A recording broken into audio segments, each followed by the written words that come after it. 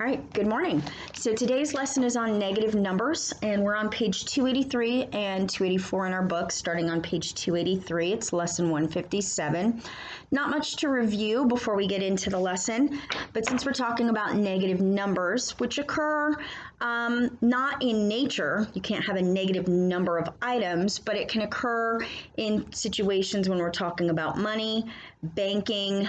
Temperature is what we use negative numbers very frequently in, although not Florida. So we're sort of used to dealing with negative numbers, and it's easy to start off learning them and being familiar with them when you use something like temperature. So speaking of temperature, let's review these common temperatures. You should remember this. It is 37 degrees. How about the freezing point? This is Fahrenheit. 32 would be the freezing point Fahrenheit. Okay. Boiling point Fahrenheit, 212. Okay. If 37 is in Celsius, Fahrenheit's the one where we're used to using, 98.6. How about this one? Freezing in Celsius is 0 degrees. That's usually our reference point. And then your boiling point Celsius, 100 degrees. So that's the review. Let's go ahead and get to page 283, and it's just going to be a short little lesson. We're not going to get into adding and subtracting with negative numbers yet. Just getting used to being familiar with how they work and comparing. So fact one, sometimes the number 0 is used as a reference point. For instance, on the Celsius temperature scale, water freezes at 0 degrees. Now, it doesn't mean there's no temperature. Okay, that's not what we're talking about. With the temperature, 0 degrees is used as a reference point. So that's our reference point. Water boils here. Anything higher, it's going to be liquid. Anything below that, anything colder, the water's already frozen, but then you can get into other items and liquids or fluids that may freeze at a lower temperature than water does. All right, temperatures greater than 0 degrees are positive, and we use the plus sign to show positive, but it's not required. Any number that's written without a sign in front of it is automatically assumed to be positive. So when we have something like 37 degrees, we automatically know it's above 0. Okay, it's a positive number. We don't need the plus.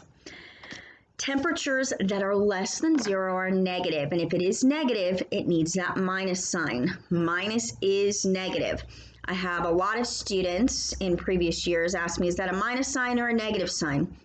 Yes, okay, because really what it's doing is subtracting further back from 0, so you have to work your way back up to 0. So a negative number does need that minus sign or that negative sign in front of it. So number 2, 0 is also a reference point on a number line. Okay, a number line is usually the best place to start when we're learning about positive versus negative numbers. 0 is in the middle, it's your reference point or your neutral point, if you will. Numbers to the right of 0 are positive, and notice they didn't put the plus sign on there. They're not needed. It's automatically assumed, kind of like that understood U. It's an understood plus sign. All right, and then numbers to the left of 0 are going to be negative. Notice both directions it branches out from the 0. Okay, so if you look at the number line that's up here on the board, for each space away from the 0, it's only going to be one space. So really, in the negative side, it looks like you're counting backwards, but because it's back 1 step from 0, it's back 2 from the 0, it's back 3 from the 0. You'll never see negative numbers counting this direction, -1, -2, -3, -4. Okay, it's all based on that relation to the 0. This is 1 away on the positive, 2 steps, 3 steps, 4 steps, 5 steps. Okay, when you're going backwards, 1 away, 2 away, 3 away, 4 away, 5 away, it's just on the negative side. It's below 0. So notice fact 3, -7 isn't read as -7. It's read as -7 when it's talking about just a number. 2, you could say +2, but again, not necessary. We just say 2. It's not necessary to use that positive sign. Number 4, it says to compare numbers on a number line, the number to the left is always less than the number to the right. So the farther right you go, the higher your value is. The farther left you go, it doesn't matter that the digit looks bigger. It means you're further and further and further and further from just being at nothing. Okay? So negative numbers are getting further and further away from the positive numbers. So the farther left you go, and you could go unlimited, right? We learned the line with the arrow at the end is just non-ending. So the further left you go, really the smaller your value is, okay? So anything to the left is always going to be less than anything to the right, no matter where they are in the number line. For example, if we're looking at these two, okay? This is a -5, this is a 5. Well, this one's way on the left, okay? It's 5 less than even nothing. This is definitely 5 more than nothing. Okay? It's to the right. We've learned our greater than, equal, or less than signs or symbols. Positive numbers will always, always, always be greater than negative numbers. No contest. What about when you have something that looks like a 4? Normally we would say is greater than 0, but now we have a negative. Notice -4 is here. It's less than nothing because 0 is further to the right. If I have -$4, for example, I owe $4. So as soon as I get it, I have to pay somebody back for buying me a coffee. All right, and I pay them back. I'm at nothing.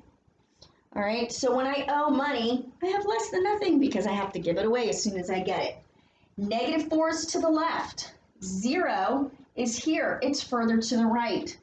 So it is possible for 0 to be a greater value than another number in the negative.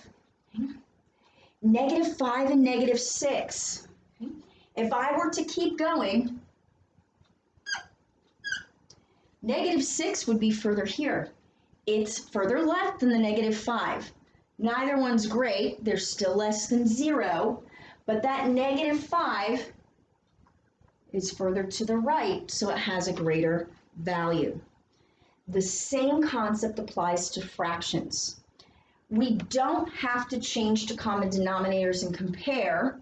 I mean, we could. I could change this to 2/4, but why is it not necessary? Because one's negative and one's positive, and any value positive is always going to be greater than any negative value. Because positive numbers are always to the right of 0, negative will always be to the left. You will never have a negative number have greater value than a positive one. So let's look and practice through these in sections 1 and 2. So for number 1, we're going to read each thermometer, whether it's the gauge one with the arrow or the one with the mercury that we're used to seeing.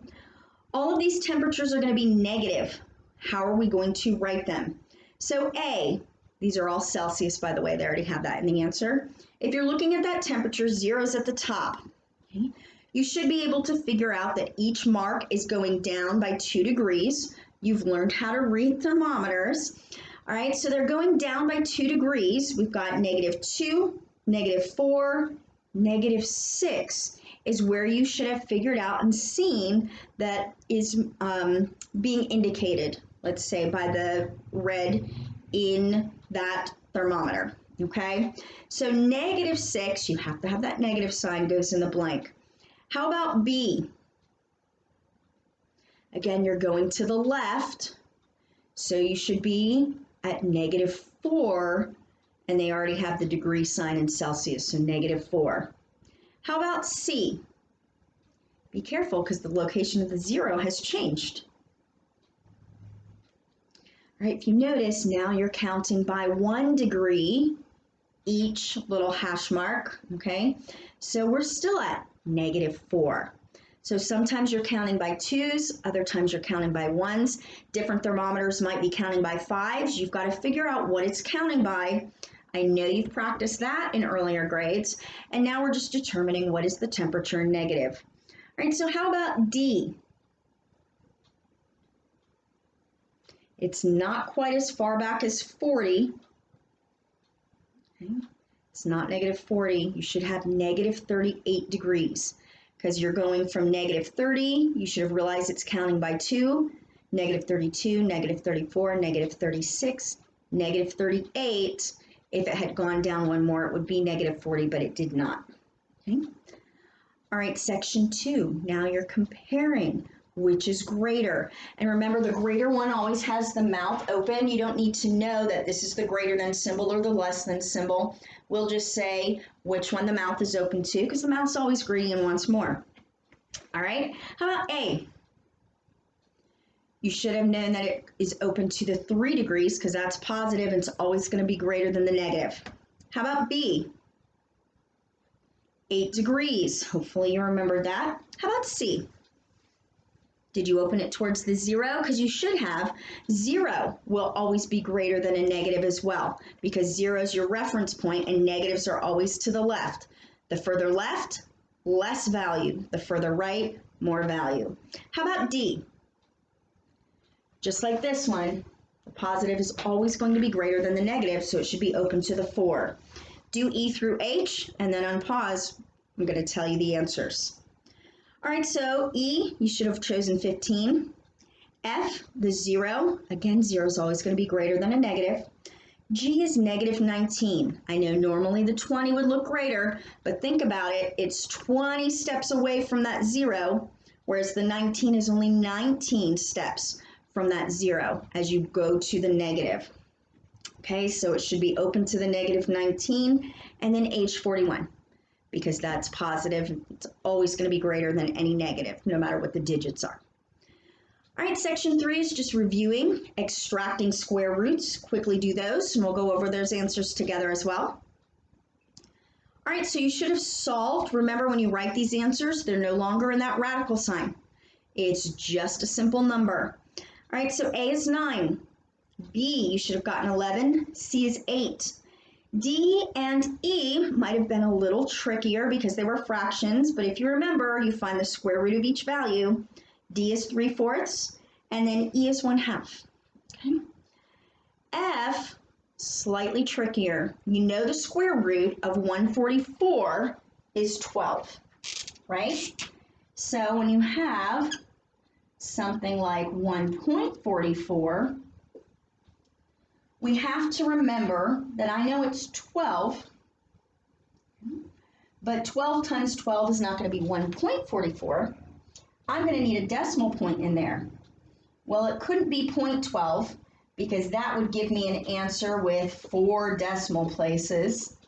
So 0.12 would end up giving me this. Okay. How about 1.2? Well, when I multiply 1.2 times 1.2, I would get this, but I would have 2 decimal points in my places, or in my problem, so I would have 2 decimal places in my answer as well. So for this one, with a decimal point, it's going to have a decimal point in it. 1.2 times 1.2, there's where we would get our 2 decimal places in our problem, 2 decimal places in our answer. So maybe you figured that out already on your own. If you did, awesome job. If not, there's a little explanation to help you out. Section 4, you're converting temperatures. We went over those formulas yesterday. You should have them written down or on your previous math paper if you need to look back, or in the back of the book where it's got the different formulas and things. Section 5, writing the equivalent decimal. Please watch out for D. Okay, you're still forgetting that when you put the decimal point in instead of the fraction, it's still in its percent form. Change it to the full decimal number form, okay? So please watch out for D. 6, you're following the directions, and 7, you're simply solving those problems. Again, watch out for problem C. Make sure when you put that decimal point in there, it's still a percent. You still have to move it over to make the full decimal number to multiply by that correctly and get the correct answer. And that's it for today. Short and simple. Not too shabby. Tomorrow you have an online quiz, just a quiz, not a test, over the last few lessons that we've been doing since the online test you took. I appreciate all of your guys' hard work and your faithfulness. I'm getting your assignments in, and I'm seeing people show their work, still working neatly. So continue honoring your parents and God by doing that. And of course, in a small way, you're also honoring me by still continuing to do what I've requested and taught you, even while we were here in class. So I appreciate that. I'm very proud of you guys, and I do miss you tremendously, and I'll talk to you later. Bye.